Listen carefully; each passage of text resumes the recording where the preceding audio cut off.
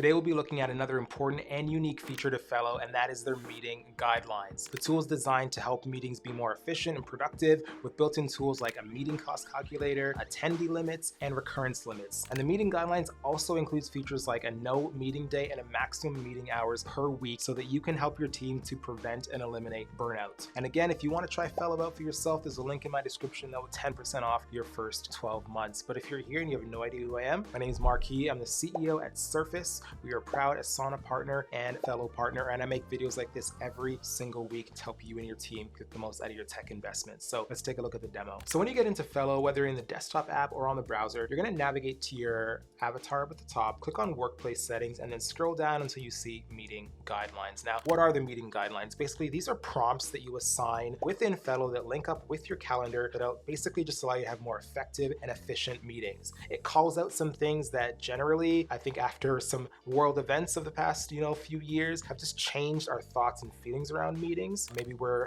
having too many meetings. Maybe we're having meetings for the sake of having meetings, right? This helps us to make sure we're having more effective meetings, we're protecting people's time. And so I'm going to show you what some of those tools are today within the meeting guideline. And so the first thing you're going to notice is the meeting cost calculator. So we can show the cost of each meeting, and where this is going to show up is not only in Fellow, but it's also going to show up in your Google Calendar. So if you have 10 people in that meeting, we're going to set some parameters here, but it will show you for the amount of people in that meeting, how much money you're potentially spending or losing in productivity because you have all those people there. So you really want to make sure, does everyone need to be here? Number one. And number two is, what are we talking about, right? Do we have an agenda? And just because we have 30 minutes or 60 minutes for the meeting doesn't mean we have to use all of that time. If we use tools like this effectively, then we can shorten our meetings and get back to the things that we really have to do. And so with this meeting cost calculator, when it's toggled on, you can choose a couple of different options. You can look at a monetary option, or you can look at hours that you're spending. And so we can look at hours for the team, okay? But your monetary option in this case, it has an option for annual salary. And so this is for each individual. Each individual would need to configure this, but in simplest terms, you can basically just set a cost average for your entire company, right? And so if you have X amount of employees, you can set that cost average for the entire workplace, and then that's the number that's going to go here. So we're just going to keep it at 65,000 for now, just for the sake of this demo. And now you can also set the meeting purpose, where it prompts you to present a purpose. Why are we meeting? You want everyone to know why they're taking their time away to join this meeting. So you can toggle that on and off. And then with the meeting attendees, what this will do is it will prompt you to mark people as optional, or if you have too many people on the meeting, it will ask you to actually remove them from the meeting, to really consider who needs to be here. Do I really need their time? Could this meeting be an email, or can they just get the recording after and get the AI co-pilot summary from the meeting? So that's another really cool option. And then the finite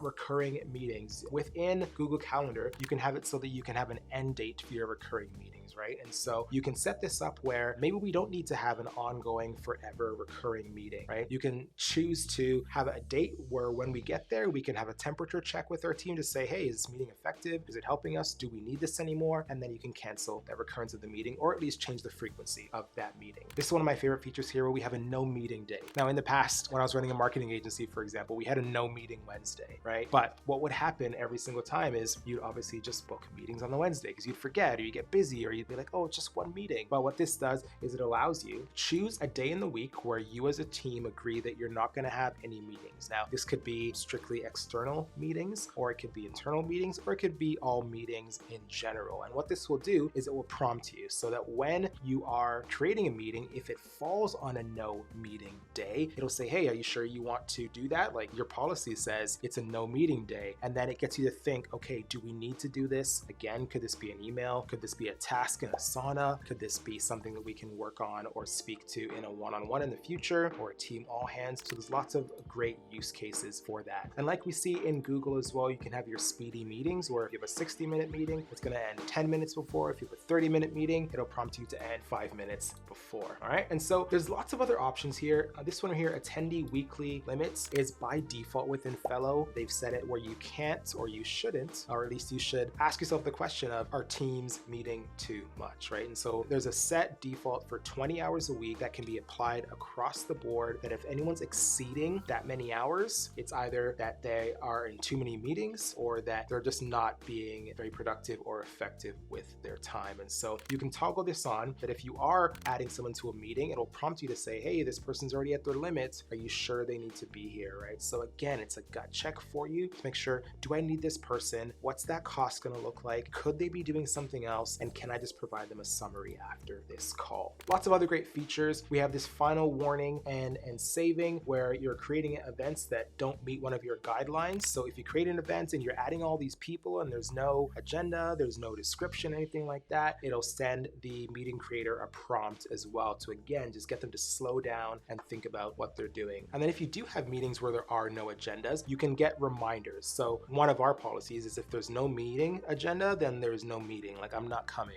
Did I see it somewhere? It's like no agenda, no attenda. I think Fellow actually came up with that. I wish I came up with that. That's so clever. No agenda, no attenda.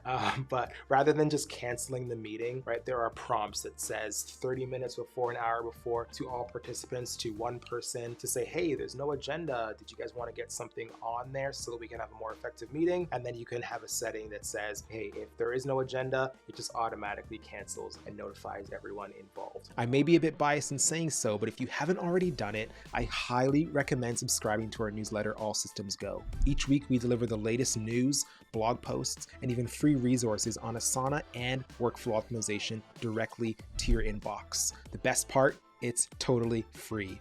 It's the perfect resource you're looking for to improve your system building skills and productivity through process improvements. All Systems Go is designed to be your go-to guide in navigating workflow optimization, especially if you're new to it.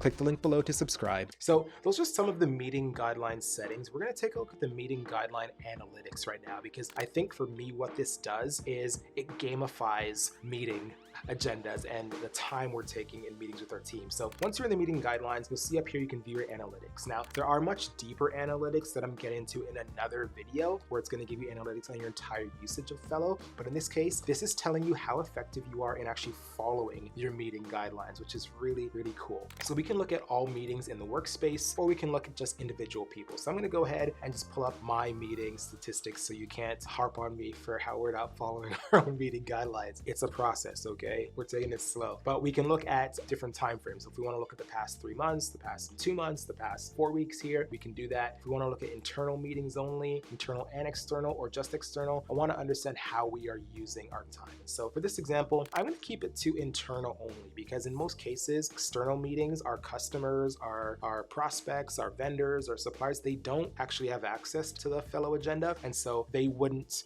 see the meeting description. They wouldn't see the agenda. They wouldn't see the notes. So it wouldn't really apply to them. So I'm going to keep it toggled to internal for now. So what I meant by gamification is, as you can see, you've got some really cool graphs that show you over the time period what your usage has looked like, your adherence, I should say, has looked like when it comes to the meeting guidelines. And so green is good, right? If I see this moving up and it's red, it's like, oh no, I'm moving away. I'm not being as effective or productive as I could be. So we have meetings with a description. 36.7% of my meetings over the past 4 weeks have had a description. And so it's down 33% compared to previous periods, right? And so that's good. It means that I am getting better at putting descriptions in all of my internal meetings. Same thing with this here. Meetings with 8 or more attendees, there have been 0. We typically don't have like our full team in meetings unless we're having an all hands. So in this case, it's down 4.2% compared to last period. Recurring meetings with no end date, right? So we're at 25% compared to the previous period. And that's because our recurring meetings are typically our all hands, our monthly all hands, our week to week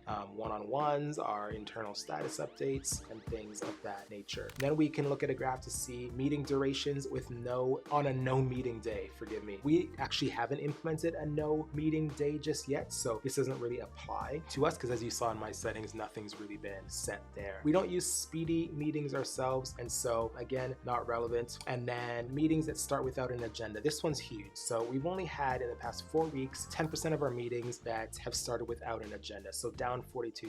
We want to get this number as low as possible. Obviously, we want to have 0% meetings that don't have an agenda. So when we come in here, we can see that from June 24th to the 30th, we had 48%. The previous 4 weeks, we're at 52.7%, and then 43% was our average. That's when we were at our best. So this is the best in class. This is the average that we should be striving towards based on industry standards. And so we can obviously mark ourselves against that. So again, have some fun with this. Look at the guidelines, figure out what makes sense for you and your team, because this will change depending on what your needs are, what your functions are, and how you really structure your team meetings. But I hope you enjoyed this overview of the meeting guidelines. Check it out for yourself. They are here to help us. They're here to help eliminate burnout, frustration, and they're here to basically eliminate useless meetings. So go through the settings. Let me know in the comments what you think about the meeting guidelines. If you haven't activated them yet, go ahead and do it. And if you want to try fill out for yourself, again, there's a link in the description to go and check it out. You'll get 10% off your first year when you do. As always, thanks for watching. We'll see you in the next video. Bye for now.